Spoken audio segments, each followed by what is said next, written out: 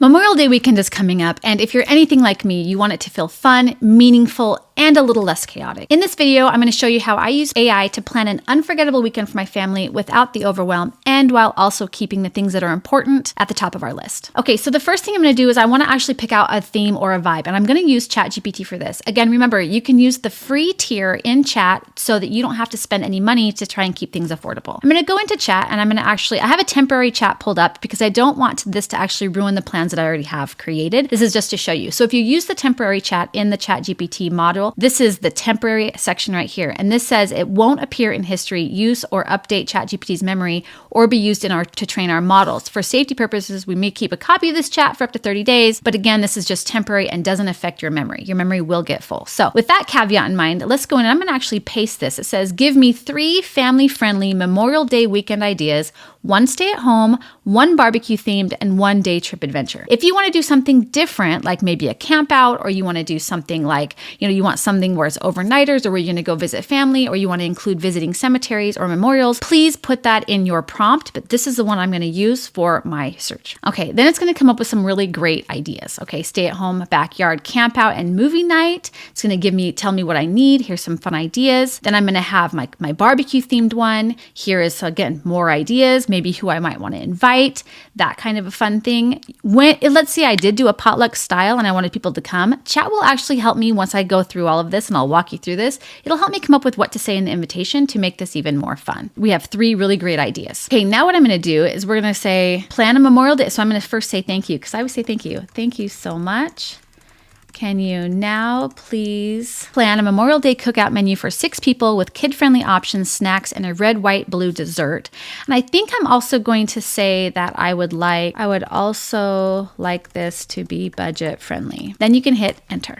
Now, what I really love about what happens when chat starts talking is it's like, okay, this is what I'm focusing on. I want it to be budget friendly. So here's some main dish ideas. And remember, it's keeping it kid friendly. Classic grilled hot dogs and burgers, love it. Veggie skewers, optional, but I love this idea as well. And they even have with olive oil and seasoning. Then we have some sides, pasta salad, watermelon wedges or fruit salad, baked beans or corn on the cob, snacks and nibbles, dessert, and how to assemble it. Okay. Then we have drink ideas as well. I think what's really great about this too is you can actually have this whole list made up. And then if you're going to invite someone, like let's say I'm going to invite my daughter and her husband, she will inevitably ask me, Mom, what can I bring? And I'll say, oh, actually, I'll have you bring this. Here's the list for it, and here's how you make it. Okay, so this says right here, would you like me to generate a printable shopping list or prep timeline for this menu? I'm going to say, thank you. This is great. Can you please create a shopping list for this? And then we'll do a prep timeline next, okay? Because we want to make sure that our whole weekend isn't spent cooking and that we can actually access the things that we want to do as with the activities and the food, okay? So the shopping list is proteins and main dishes. That's all great. Produce that we're going to need, grains and bakery, pantry items. This is all awesome. It's still working, so I'm going to give it a moment. And then I will actually ask it to give me a prep time. This is great. Thank you. Can you please include a prep time list as well? Okay, as you can see, we've got day of, day before, or morning of. We're going to be doing these items to get them ready. Morning of, 1 to 2 hours before guests arrive. Corn on the cob, 15 to 20 minutes. We're going to do these things just before or during cookout. And then I'm going to say, thank you so much. Because it's odd. Do you want me to make a printable or editable schedule? I like to usually just do this myself, just copy and paste it into a Google Drive doc that I can share with everybody. So what we're going to actually move on to is the activities. And so I'm going to say, create a 3-day Memorial Day weekend schedule for a family of 5. I'm going to change that to 9. I have all of these prompts in the description below, so you can actually see how I'm doing it, and you can copy and paste them and just make the changes as you need, with time for meals, outdoor activities, quiet breaks, and 1 patriotic activity. So I love all this. I'm thinking, let's also add in a puzzle competition and maybe a movie night. And I always, can you please, there we go. Okay. And you can add please and thank you if you want to. I prefer it, so that's what I do. Okay, here's a 3-day Memorial Day weekend schedule tailored for a family of 9 with a mix of meals, outdoor fun, chill time, patriotic moment, and activities like a puzzle competition and movie night. It's flexible, relaxed, and packed with memory making, which is great. And then it has the plan on here, Memorial Day weekend family schedule, Friday through Monday.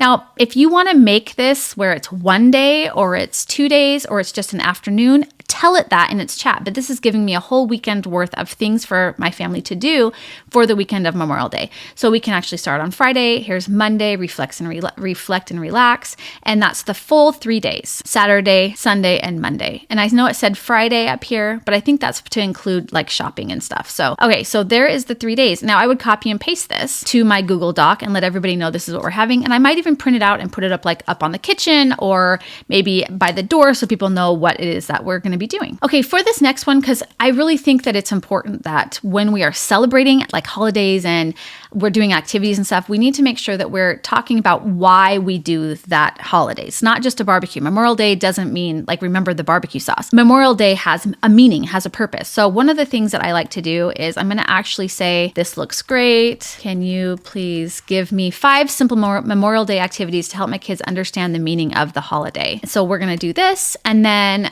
what it's doing is it's actually, what I love about this is it's taking the initial idea of, hey, let's plan this. And we're going in, we've got the food organized. We've got the food figured out. We have a shopping list figured out. We have a prep time. So there's no questions. Hey, do I want to go do this or do I want to go do this? No, it's scheduled out. So we have the schedule figured out. Then it was, hey, what can we do for the activities for the weekend?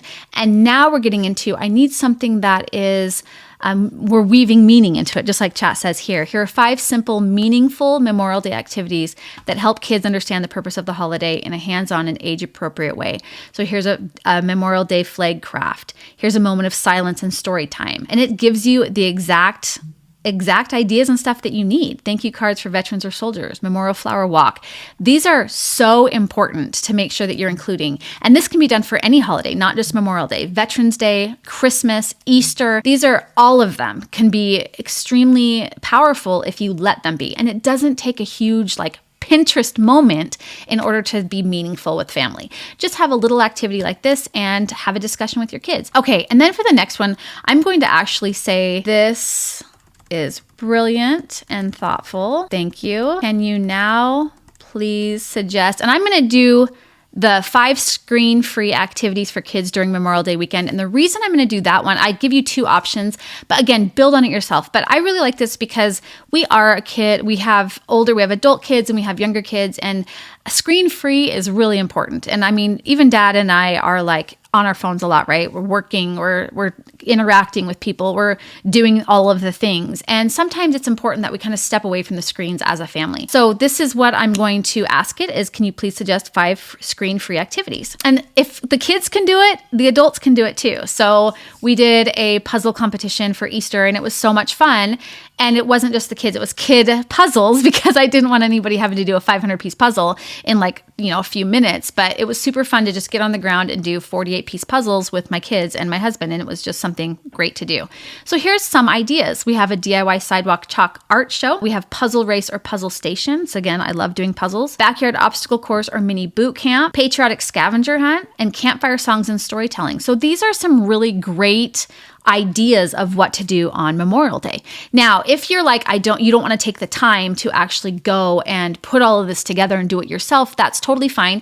Click on the blog link down below, and this will actually be provided for you. The entire Memorial Day plan with everything on it, and then including the prompts so you can see what the input is. Input is what you put in, and output is what the chat or the AI assistant gives you. Go ahead and grab that if you feel more comfortable just going and copying and pasting it and you don't want to actually go do the work. That's fine. I get it.